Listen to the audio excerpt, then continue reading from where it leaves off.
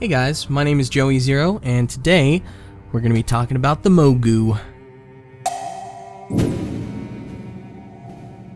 Alright, so like many stories in Warcraft, this one begins thousands upon thousands of years ago with the Titans. When the Titans arrived on Azeroth, they created kind of a whole host of workers for them, and one of these races that they made were the Mogu.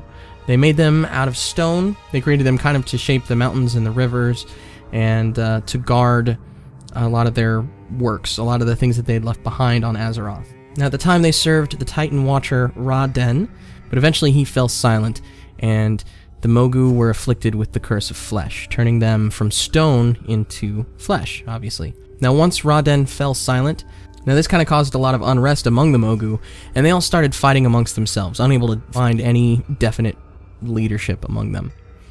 Now this changed with the coming of Shen, the Thunder King. He was born and he rose to power, and once he did, he sought out Ra-Den and the works of the Titans. No one really knows for sure what happened when he went looking for them. All they know is that he came back with the power of lightning and thunder and storms. With this great power, Shen started fighting against the other kind of bands of Mogu, eliminating his rivals one by one and kind of assimilating them into his Mogu Empire.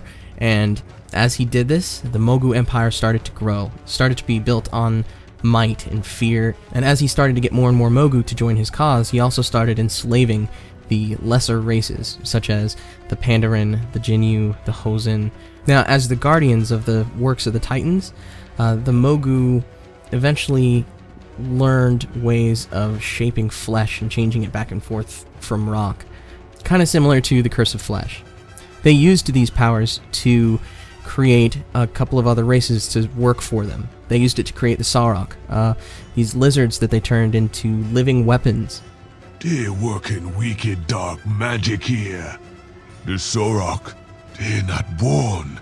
They was created, flesh-shaped and bent. And they bred an army of them and didn't think anything in there was a bad idea of making just thousands upon thousands of these vicious, angry lizard people without really trying to keep them in check a whole lot. They also created the Grummels to be spies and to deliver resources back and forth across their empire. And once they had these races enslaved, this is where the bulk of the work that built their empire came from. They used the Pandaren to build the wall, the Serpent Spine.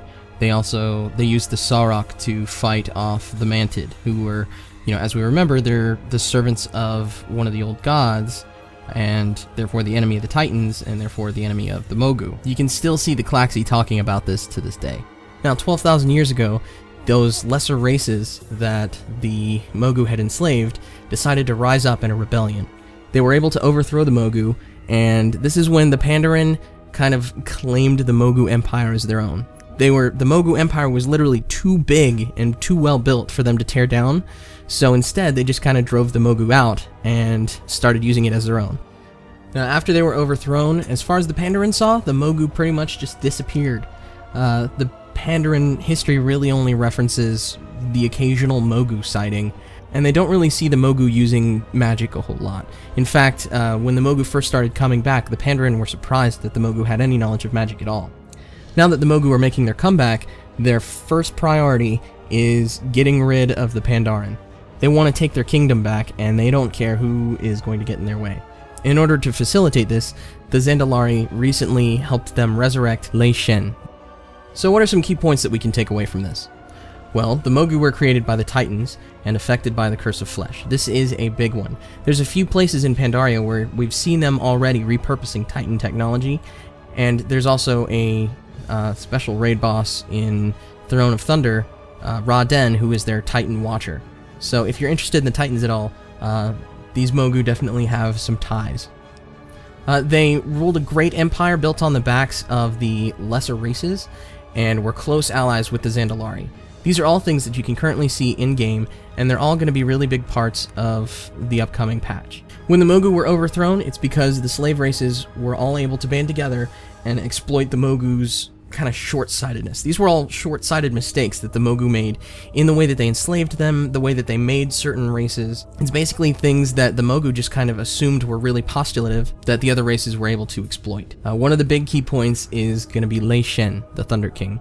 No Mogu ruler since the Thunder King has been able to unite the clans the same way that he did. Really, that was kind of the golden age of the Mogu. That's what they all kind of aspire to be in the future. In the eyes of the Mogu, this makes the Thunder King a hero. This makes him the hero of heroes. And obviously in the eyes of the Pandaren, this makes him a monster. This really scares them. Alright guys, once again, my name is Joey Zero, and I think that's just about it for this one. If you have any questions, feel free to leave them in the comments below, and I'll do my best to answer them.